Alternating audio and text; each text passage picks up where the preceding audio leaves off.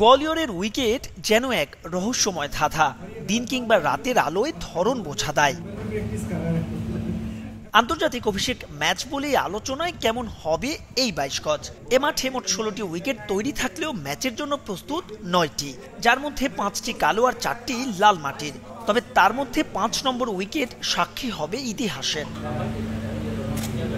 বাংলাদেশ ভারত প্রথম টি-20 দিয়ে অভিষেকের অপেক্ষায় থাকা এই মাঠ অবশ্য ইতোমধ্যে স্বাগতিক হয়েছে ঘরোয়া লিগের। চলতি বছরের 15 থেকে 23 জুন এখানে গড়ায় মধ্যপ্রদেশ টি-20 লিগ, যেখানে 12 ম্যাচে রান হয়েছে 3856, গড় ইনিংসের রান 161, শতক হয়েছে 3টি, 50 15, যে রান তুলতে উইকেট পড়েছে 155।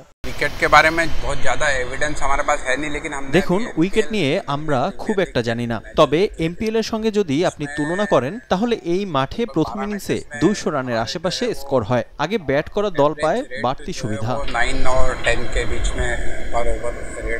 মাধবরাও সিন্ধিয়ায় প্রথম ম্যাচ বলে কথা, তাই তো উদ্বোধনীতে চমক দেখাতে চায় মধ্যপ্রদেশ ক্রিকেট অ্যাসোসিয়েশন। ম্যাচ শুরুর আগে থাকবে আতশবাজি আর বিশেষ লেজার শো, তুলে ধরা হবে স্থানীয় ঐতিহ্য।